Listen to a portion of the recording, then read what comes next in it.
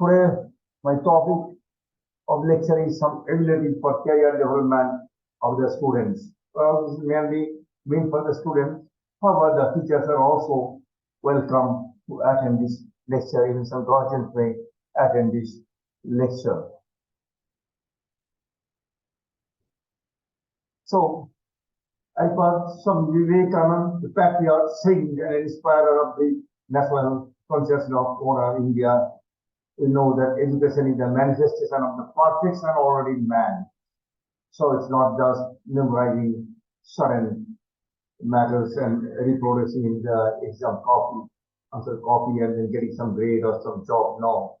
He says that we want that education by which character is formed, strength of mind is increased, the intellect is expanded, and by which one can stand on one's own feet. That is education.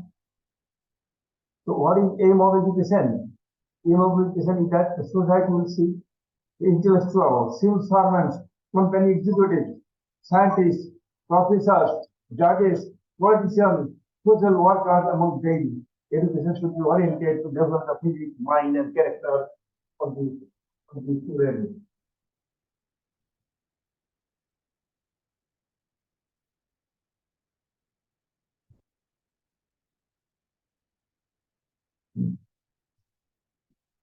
And they should build self-confidence.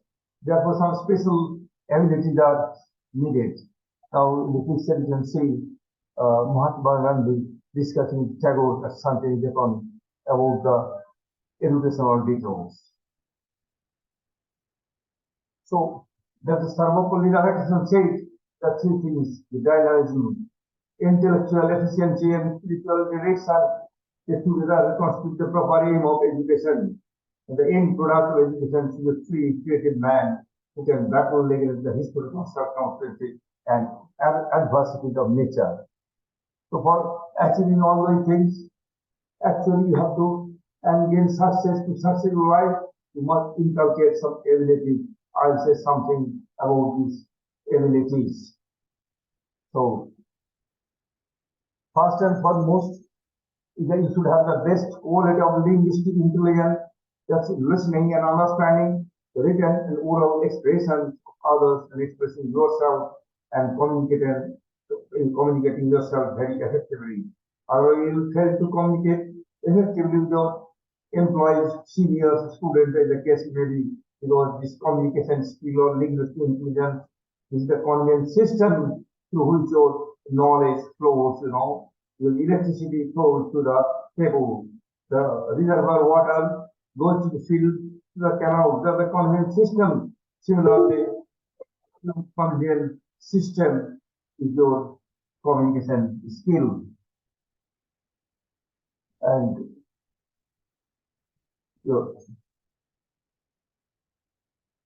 yes. Now, even the teachers, it's very important for the teachers. It's a common knowledge that large section of the teachers lack the ability to converse in English. Importantly, many of them are unable to realize the urgent need to improve their skills in communication. They feel it's not necessary. The material itself is sufficient. No, the students will not follow you. They will not, you are really damaging them, you are harming them. And these teachers seem to believe that this deficiency can be compensated by resorting to Hindi or a combination of it with English. The visual difference is that the students being weak in English expect the faculty to teach them Hindi or any mother tongue, or the language of the state, or a mix of it with English. But that's not sufficient. Now, this may not be entirely untrue. It is true. Use a bit of local language in teaching. The student is coming to college from a school, and there are not so much conversation in English. So this may be necessary, but at the same time, the student needs to be told that they cannot wish away the need to improve their English if they cherish a desire to do well in their work career. The area of deficiency, among others, include grammar, pronunciation, vocabulary, articulation, self-confidence, diction, and delivery. So there are different components of the English language that one has to learn. Then mathematical intelligence is the second one. The next is the mathematical intelligence. You may have lots of technology at your disposal on your laptop. There may be petaflop computing powers to access to data warehouses for you to make patterns and make intelligent decisions. But unless you personally have the logical intelligence, all this technology will be in vain. There is action. We say hardware plus brainware equal to constant.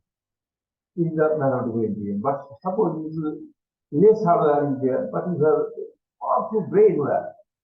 Now your action will be constant. Now the brainware declines, then you continually do bigger and bigger hardware to keep the action side constant and will be exposed. Develop your brainware. The third ability, the musical intelligence. That don't necessarily deal with the musical thing. You don't have to know the music. You need to find the harmony in the enterprise, harmony in the conditions around synergy, that's musical intelligence. That is, you are working in an environment where you have to have synergy with the environment, with the people, so that you can perform well. And the fourth one is the known as kinesthetic intelligence. Kinesthetic intelligence is this one, using your body correctly. There are a lot of opposite hazards to your body because you have to stretch like anything. Your boss, your enterprise will expect a lot of things. They will expect you physically. Not to improve your body intelligence. You may think, no, I'm not a dancer, I'm not a surgeon. They need, but no. They need fine. The surgeon is very fine to do a surgery. But you also have to do that so that you can perform much better without much fatigue. Then comes to the fifth one, is the naturalistic intelligence. We'll be facing so much difficulty in the nature. So you don't know really what's going to happen if you know about the environmental pollution. So Sir Martin Reed, who is the chairman of the Royal Society of London, he predicted that perhaps the 21st century enterprises and the 21st century politics will make this the last century of the human beings.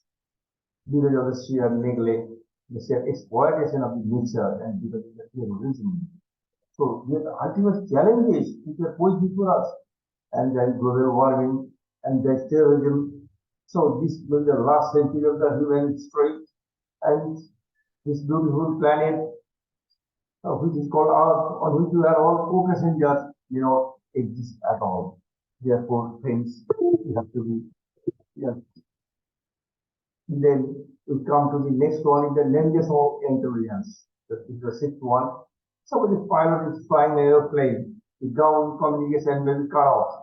Under such obscure situation, also he has to land the plane safely. Similarly, a confusing situation may arise in your profession, and you should have the navigational intelligence to take the right decision at a critical moment. That's called navigational intelligence. Then comes the interpersonal intelligence, that is the seventh one. That is knowing yourself. Your situation around you is going to be so complex, and that is a romance of life you are enjoying in the 21st century as in the 20th century. Professional. In the 20th century, we didn't have much of this indeterminate situation, but here you have more of indeterminate situation and more challenges. The last one, eighth one, is the interpersonal influence, knowing the others, knowing the emotions of others. That the interpersonal intelligence, you cannot approach them emotionally. We are the human beings, and the creativity will be the real fuel of the knowledge-led economy, the knowledge-based society, and knowledge-based enterprises. So you have to know the people, you have to exploit their psychology, their sentiments, and emotions will play a greater role than the strict intelligence and dry logic. How you understand others, how you synergize their thinking. So only the power that will decide the future of your career and that will of your enterprise. Because if you tell a person that, oh, unless you come on that day, I'll remove you from the sergeant. Probably he'll try to find out another job. But you tell him, my dear, see, after all, this belongs to not to me, but to all of you. You are a partner in this. Unless you do it, unless you love it, who will do it? So this I feel told. So that will be the key to liberate in Roma's product, we not the individual, because only the machines will not be able to do their work in the 21st century. So we have come to that conclusion. The best of the movies cannot be created by computers. The best of the music cannot be composed by the computers. The best of the enterprise also cannot be conceived by the computers. The best of the customer relationship strategies cannot be devised by the computers. And neurocognitive sciences have told us that for all these intelligences, there are centers in our brain and in everybody's brain. Now, some people have this some center well developed, yet other people have other centers well developed. So how do the centers develop? Only one answer, either music or logic. So let us all join together in action to improve our productivity, wealth, and quality of life, to harnessing the results of the science and technology explored at our educational institutions. So I again quote Swami Vivekananda. All calling within you, we can do anything and everything, please in that. And do not believe that you are half capabilities. And most of us do nowadays. Stand up and express that ability in you.